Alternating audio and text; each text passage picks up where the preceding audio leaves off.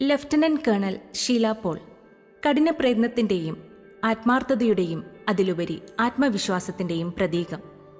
ദൈവഹിതം പോലെ വളരെ യാദൃശ്ചികമായി തിരഞ്ഞെടുത്ത നഴ്സിംഗ് പഠനവും തുടർന്നുള്ള ലഫ്റ്റനന്റ് കേണൽ പദവിയും ഇന്ന് അസിസ്റ്റന്റ് പ്രൊഫസറായി എറണാകുളം ഗവൺമെന്റ് നഴ്സിംഗ് കോളേജിൽ നിന്നും വിരമിക്കുന്നതുവരെയുള്ള കാലഘട്ടം ഒരു പാഠപുസ്തകമാണ്. പ്രതിസന്ധികളെ ആത്മവിശ്വാസത്തോടെ നേരിടാൻ ഏവർക്കും പ്രചോദനമായ പാഠപുസ്തകം. Lieutenant colonel Sheela Paul 1964 August മാസം 18 അധ്യാപക ദമ്പതികളായ പോളിനും ഏലിയാമ്മയ്ക്കും നാലാമത്തെ മകളായി മൂവാറ്റുപുഴ താലൂക്കിൽ കുന്നയ്ക്കൽ എന്ന സ്ഥലത്ത് ജനിച്ചു. വനിത എന്ന ഓമന പേരിൽ അവർ അറിയപ്പെട്ടു തുടങ്ങി. ഏതൊരു കുട്ടികളുടെയും ഭാഗ്യമാണ് അച്ഛനമ്മമാരെ ഗുരുക്കന്മാരായി കിട്ടുക എന്നത്. തന്റെ പ്രാഥമിക വിദ്യാഭ്യാസം അമ്മ അധ്യാപികയായിരുന്ന കുന്നയ്ക്കൽ UP സ്കൂളിൽ നിന്നും തുടർന്ന് ക്രൈസ്തവ മഹിളാലയം ആലുവയിലും പൂർത്തീകരിക്കാൻ കഴിഞ്ഞു. തന്റെ ഹൈസ്കൂൾ വിദ്യാഭ്യാസം അധ്യാപകനായ അച്ഛൻ പഠിപ്പിക്കുന്ന Mar Stephen vocational higher secondary school വാളകത്ത് നിന്നും പൂർത്തീകരിച്ചു. തുടർന്ന് സെന്റ് പീറ്റർ കോളേജ് കോലഞ്ചേരിയിൽ നിന്നായിരുന്നു തന്റെ പ്രീ ഡിഗ്രി പഠനം.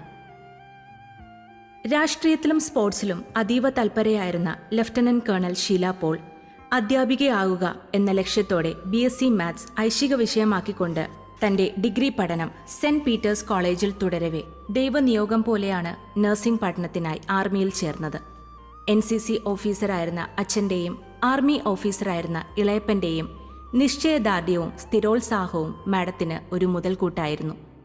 ജീവിതത്തിലെ ഒരു വലിയ വഴിത്തിരിവായിരുന്നു ആ തീരുമാനമെന്ന് കാലം പിന്നീട് തെളിയിച്ചു.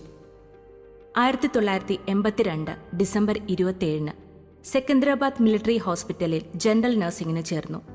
അങ്ങനെ 1982-85 കാലയളവിൽ ജനറൽ നഴ്സിംഗ് പഠനം വളരെ വിജയകരമായി പൂർത്തീകരിച്ചു.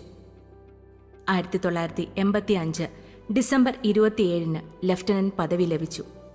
1986 എയർഫോഴ്സ് കമാൻഡ് ഹോസ്പിറ്റൽ ബാംഗ്ലൂരിൽ നിന്നും മിഡ്വൈഫറി കോഴ്സും 1997-99 കാലയളവിൽ കോളേജ് ഓഫ് നഴ്സിംഗ് AFMC പൂനെയിൽ നിന്നും പോസ്റ്റ് ബേസിക് BSc നഴ്സിംഗും ലക്നൌവിൽ നിന്നും ഇനിഷ്യൽ നഴ്സിംഗ് ഓഫീസേഴ്സ് കോഴ്സും സീനിയർ നഴ്സിംഗ് ഓഫീസേഴ്സ് കോഴ്സും മിലിറ്ററി ഹോസ്പിറ്റൽ ഉധംപൂരിൽ നിന്നും ICU കോഴ്സും ആംഡ് ഹോസ്പിറ്റൽ ഡൽഹിയിൽ നിന്നും പീഡിയാട്രിക് കോഴ്സും പൂർത്തീകരിച്ചു. 1987 ശ്രീലങ്കയിൽ നടന്ന ജാഫ്ന അറ്റാക്ക്, 2001 ഗുജറാത്തിൽ നടന്ന ഭൂമികുലുക്കം, 1999 നടന്ന കാർഗിൽ യുദ്ധം, ഇവിടെയൊക്കെ തന്റെ അകമഴിഞ്ഞ സേവനങ്ങൾ കാഴ്ചവെക്കാനായി. അതൊക്കെ ലഫ്റ്റനന്റ് കേണൽ ഷീല പോളിന്റെ സർവീസിൽ ഒരു പൊൻതൂവലായി രേഖപ്പെട്ടു. ആർമി, നേവി, എയർഫോഴ്സ് എന്നീ 3 ഡിഫൻസ് ഫോഴ്സുകളിലും തന്റെ മികവുറ്റ പ്രവർത്തനം കാഴ്ചവെക്കുവാൻ മാഡത്തിന് സാധിച്ചു. 1988 ഏപ്രിൽ 7 തന്റെ 24ാമത്തെ വയസ്സിൽ തന്റെ ജീവിത പങ്കാളിയായി അച്ഛന്റെ പൂർവ്വ വിദ്യാർത്ഥിയായ ഡോക്ടർ വർഗീസ് ബേബിയെ വിവാഹം കഴിച്ചു. ഔദ്യോഗിക ജീവിതം പോലെ തന്നെ വിവാഹ ജീവിതവും കുടുംബവും വളരെ വിജയകരമായി മുന്നോട്ട് കൊണ്ടുപോകാൻ നാളിതുവരെ മാഡത്തിന് കഴിഞ്ഞു. എഞ്ചിനീയർമാരായ മാഡത്തിന്റെ 2 മക്കൾ കുടുംബത്തോടൊപ്പം കാനഡയിൽ സ്ഥിരതാമസമാണ്. മാഡത്തിന്റെ വിജയത്തിന് പിന്നിൽ കുടുംബം നൽകുന്ന സ്നേഹവും പിന്തുണയും കരുതലും അത് എടുത്തു പറയേണ്ട ഒന്ന് തന്നെയാണ്. അർപ്പണബോധത്തോടെയുള്ള കൃത്യനിർവഹണത്തിന്റെ ഫലമെന്നോണം lieutenant, captain, major, lieutenant colonel എന്നീ പദവികൾ മാഡത്തെ തേടിയെത്തി. 2007 ഏപ്രിൽ 30 ലഫ്റ്റനന്റ് കേണൽ പദവിയിലിരിക്കെ ആർമിയിൽ നിന്നും വിരമിച്ചു. പക്ഷേ ഇന്ത്യൻ ആർമിക്ക് മാഡം സമ്മാനിച്ചത് ആത്മാർപ്പണത്തിന്റെ 21 വർഷവും 4 മാസവും നീണ്ട ഒരു സേവന കാലഘട്ടമായിരുന്നു. ആർമിയിൽ നിന്നും വിരമിച്ച ശേഷം സ്കൂൾ ഓഫ് നഴ്സിംഗ് ICHL ഇരിഞ്ഞാലക്കുടയിൽ 4 മാസത്തോളം വൈസ് പ്രിൻസിപ്പളായി സേവനം അനുഷ്ഠിച്ചു. ശേഷം 2009 KG കോളേജ് ഓഫ് നഴ്സിംഗ് കോയമ്പത്തൂരിൽ തമിഴ്നാട്ടിൽ നിന്നും ഡിസ്റ്റിങ്ഷനോടുകൂടി MSc നഴ്സിംഗ് പഠനം പൂർത്തീകരിച്ചു. തുടർന്ന് 3 മാസത്തോളം സ്കൂൾ ഓഫ് നഴ്സിംഗ് ICHL ഇരിഞ്ഞാലക്കുടയിൽ പ്രിൻസിപ്പൽ പദവി അലങ്കരിച്ചു. 2010 ജനുവരി മാസം 7 കോപ്പറേറ്റീവ് നഴ്സിംഗ് കോളേജിൽ ലെക്ചററായി ജോലിയിൽ പ്രവേശിച്ചു. ലെക്ചറർ, ക്ലിനിക്കൽ ഇൻസ്ട്രക്ടർ എന്നീ നിലകളിലും തന്റെ സേവനം കാഴ്ചവെച്ചു.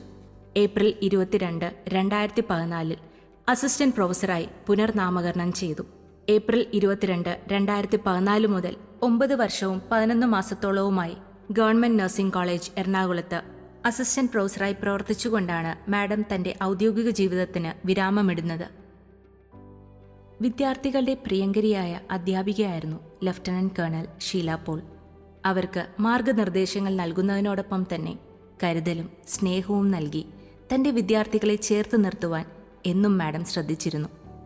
കുട്ടികളുടെ പാഠ്യപാഠ്യേതര പ്രവർത്തനങ്ങളിൽ അതീവ ശ്രദ്ധാലുവായിരുന്നു.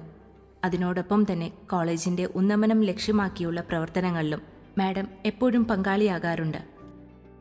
ലാഭ്യേച്ഛ കൂടാതെ താൻ ഏറ്റെടുത്ത എല്ലാ പ്രവർത്തനങ്ങളും തന്റെ കഠിനപ്രയത്നം കൊണ്ട് വിജയത്തിലെത്തണമെന്ന മാഡത്തിന്റെ ആ നിശ്ചയദാർഢ്യം പുതുതലമുറ കണ്ടുപഠിക്കേണ്ടതാണ്. സഹപ്രവർത്തകരോടുള്ള മാഡത്തിന്റെ സമീപനം എടുത്തു പറയേണ്ടതാണ്. സഹപ്രവർത്തകർക്ക് വഴികാട്ടിയാകാനും സ്നേഹത്തോടെ എല്ലാവരെയും ഒരുമിച്ച് നിർത്തുവാനും മാഡം ശ്രമിച്ചിരുന്നു.